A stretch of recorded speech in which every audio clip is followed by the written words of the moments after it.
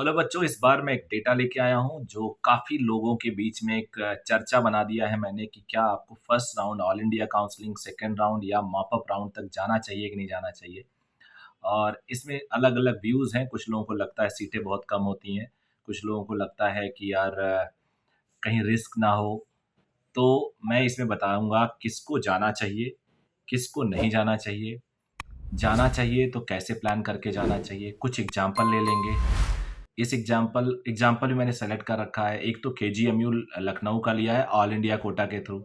एक मैंने एसएमएस जयपुर का लिया है ऑल इंडिया कोटा से।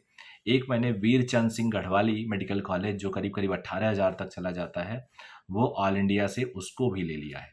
तो 3 से काफ़ी हद तक आपको मैं समझाने में मुझे लगता है मैं सफल हो जाऊँगा कि आपको जाना चाहिए कि नहीं जाना चाहिए।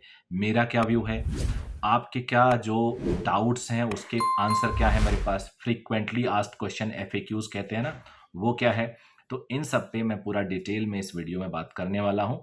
उम्मीद है आपका इससे बहुत ज़्यादा कॉन्सेप्ट क्लियर होगा and you will now decide bye knowing the fact. ऐसे नहीं डिसाइड कर लेंगे और आपको इससे बेनिफिट होगा। मेरा बार-बार कहना होता है कि आपका जो कॉलेज है, एमबीबीएस जहाँ से करेंगे, वो आपकी लाइफ लॉन्ग आपके साथ अटैच होने वाला है। तो जितना भी पॉसिबल हो पाए, जितना भी संभव हो पाए, आप हमेशा बेस्ट कॉलेज चुनने की कोशिश करिए। अगर आप बेस्ट कॉलेज चुनेंगे, तो आपको उससे फ़ायदा होगा, आपको उससे फ़र्क पड़ेगा। आपको पता चलेगा कि आपकी कॉलेज की वैल्यू क्या है, जो हमें शुरू में शायद अभी नहीं लगता। हमें लगता है यार एमबीबीएस ही तो करना है, फ़र्क पड़ता है। सीनियर का फ़र्क पड़ता है, कोर ग्रुप का फ़र्क पड़ता है, साथी कैसे बच्चे हैं, ज़्यादा कॉम्पिटिटिव हैं या लो मार्क्स वाले आए, इन सब का फ़र्क पड़ता है। हाँ, ये बात ज़रूर है कि आखिरी में हम कह देते हैं कि अगर हमारे मार्क्स कम आए तो यार हमें कहीं से भी करना है क्योंकि सब लोग एक मिनिमम कट ऑफ से ऊपर तो आ ही रहे हैं। बट दैट इज़ द मजबूरी पार्ट हो गया। बट एक्चुअल में बाई चॉइस हो तो आपको हमेशा ऐसा चूज़ करना चाहिए कि जहाँ पे आपके ओवरऑल जो कोर ग्रुप हो वो थोड़ा-सा हाई परफॉर्मर हो तो बेटर है, अदरवाइज़ कोई दिक्कत नहीं है। तो चैनल को ज़रूर सब्सक्राइब कर लीजिएगा। इसमें भी आगे मैं वीडियो देता रहता हूँ और आगे भी इस पे वीडियो लेके आने वाला हूँ। तो मैं आप लोग को बता देता हूँ, 3 डेटा देता हूँ और फिर अपना व्यू दूँगा। किनको फर्स्ट राउंड जाना चाहिए, किनको सेकंड राउंड जाना चाहिए, किनको थर्ड राउंड जाना चाहिए और कितने-कितने रैंक वालों को जाना चाहिए। तो केजीएमयू का डेटा मेरे सामने है। यहाँ पे जनरल में फर्स्ट राउंड में 13 सीटें अलॉट हुई थी। अच्छा हाँ, ऑल इंडिया में सीटें वैसे भी कम होती हैं यार, 15% ही होती हैं टोटल। तो ये मत सोचना सेकंड राउंड में तो 2 ही दिख रही थी, अरे थी ही 7-8 तो दिखेंगे कितनी? तो ये 15% सीटें ही होती हैं ऑल इंडिया में, तो कम ही दिखेंगी। फर्स्ट राउंड में जनरल का कट ऑफ गया था 1026 ऑल इंडिया से, 1026 रैंक। स्टार्ट हुआ था 220 रैंक पे, पहले बच्चे ने लिया और आखिरी लिया 1026 पे। 13 सीटें अलॉट हुई। ओबीसी में 914 एंट्री हुई, ऑल इंडिया रैंक 914 और क्लोज हुआ 2029 पे और 11 सीटें अलॉट हुई। ईडब्ल्यूएस में 1509 पे एंट्री हुई और 1844 पे क्लोज हुआ, 4 सीटें थी। एससी कैटेगरी में 12,864 12,864 पे एंट्री हुई और 18,013 पे क्लोज हुआ। एससी कैटेगरी में 5 सीटें थी। एसटी कैटेगरी में 3 सीटें थी। इसमें 31,707 पे एंट्री हुआ और 46,774 ऑल इंडिया रैंकिंग पे क्लोज हो गया। अब सेकेंड राउंड आते हैं। केजीएमयू जैसा कॉलेज मिलने के बाद कई बच्चा होल्ड करके अपग्रेड कराता है, एडमिशन ले लेता है, अपग्रेड कराता है। उसका इस असर कहीं दिख रहा है, मैं आपको दिखाता हूँ। जनरल में एससी केजीएमयू में 6 सीटें खाली थी, यानी 13 में से 6 लोगों ने या तो सीट छोड़ दी थी या अपग्रेड करने के लिए चूज किया था। उसमें क्लोजिंग स्टार्टिंग हुआ 1035 पे, लास्ट टाइम याद रखो क्लोजिंग था 1026 पे, 1026। इस बार स्टार्टिंग हुआ 10435 से और क्लोज हुआ 1457, यानी लगभग 450 रैंक बढ़ गया कट ऑफ। उसके बाद ओबीसी में सिर्फ 2 सीटें खाली थी। मुझे लगता है ओबीसी में अपग्रेड करने वालों को ही मिल गया। ओबीसी लास्ट टाइम था 2029, तो कुछ जो नीचे वालों से अपग्रेड किए होंगे उनको मिल गया होगा। थोड़ा सा यहाँ स्लाइटली डाउन गया है, 1476 पे एक बच्चा एंट्री किया और एक बच्चे ने एंट्री किया 1684 पे। उसके बाद ईडब्ल्यूएस में उन्हीं जिन्होंने अपग्रेड ट्राई किया, सीट खाली नहीं हुई इसलिए उन्हीं को मिल गया, तो 1844 कट ऑफ गया सेकेंड राउंड का ईडब्ल्यूएस में, और 1637 पे दूसरे बच्चे ने एंट्री किया, 2 सीटें खाली थी। एससी कैटेगरी में भी 2 सीटें खाली थी। यहाँ पे कट ऑफ ठीक ठाक नीचे चला गया, 22,552 तक गया और एंट्री हुई 14,433 पे। एसटी में 1 सीट खाली थी, 56,190 पे एंट्री हुई, जबकि 46,700 कुछ 7,774 पे फर्स्ट राउंड में एंट्री हुई थी। तो ये मॉपअप राउंड में केवल 1 सीट खाली थी, एससी कैटेगरी की, उसकी 45,297 पे एंट्री हुई, जबकि सेकंड राउंड में 22,000 पे क्लोज हो गई थी और पहले राउंड में 18,000 पे। अब आ जाते हैं Sawai Mansingh, SMS medical college Jaipur.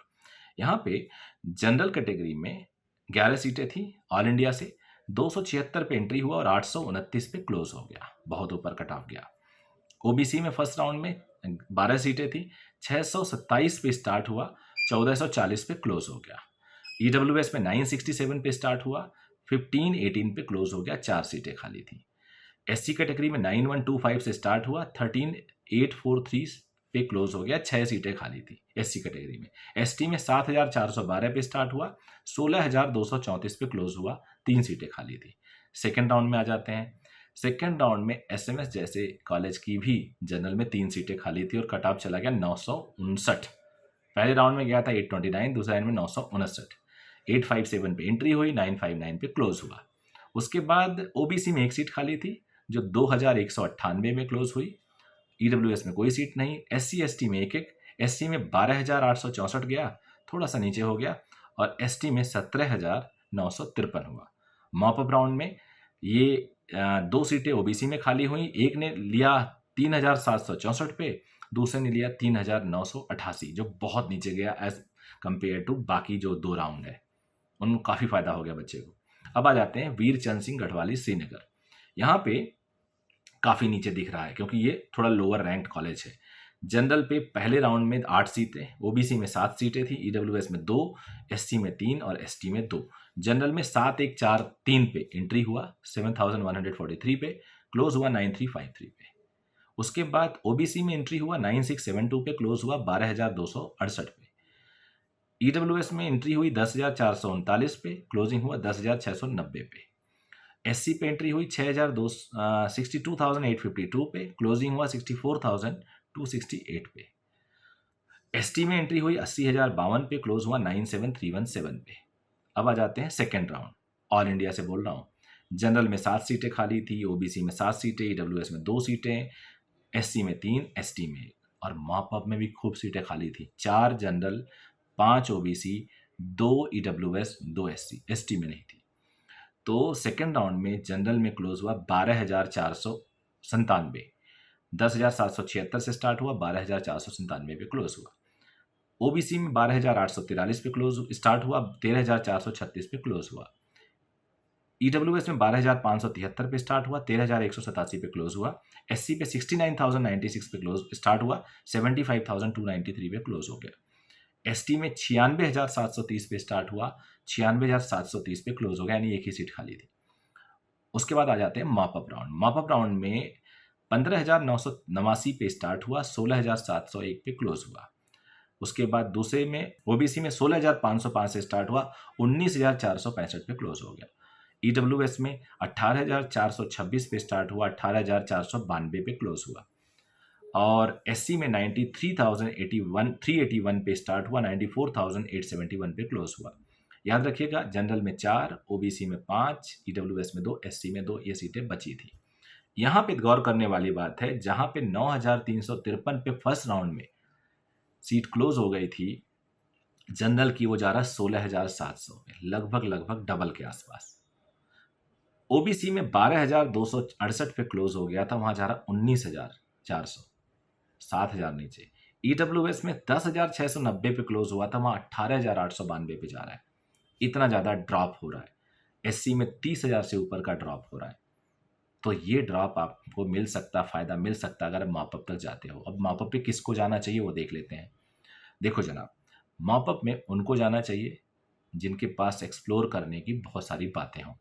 यहाँ पे एक वीडियो बनाया है मैंने, उस वीडियो को आप देखिएगा, किसको मॉपअप में जाना चाहिए, किसको नहीं। अभी जल्दी ही इस वीडियो से जस्ट पहले वाला वीडियो है, वो मैंने डाला है, मॉपअप में जाना चाहिए कि नहीं जाना चाहिए। मेरा उसमें सीधा सा मानना था कि शुरू से लेके 14,000 रैंक तक को मॉपअप में जाना चाहिए, क्योंकि उनको बहुत अच्छे-अच्छे कॉलेज अपने स्टेट के बाहर भी मिल सकते हैं।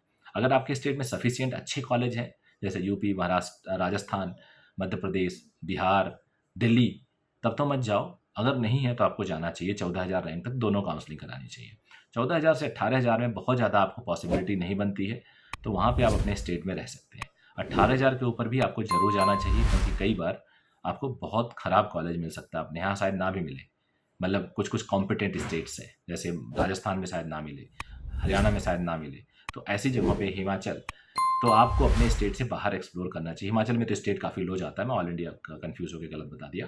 तो ऐसे में जाना चाहिए। इसका डिटेल मैंने बात किया उस वीडियो में। इस वीडियो में ज़्यादा बात करूँगा तो वीडियो लंबा हो जाएगा। तो अगर अभी तक सब्सक्राइब नहीं किया हो तो कर दीजिएगा। Thank you very much, bye bye, और ऐसी वीडियो मैं और लाता रहूँगा।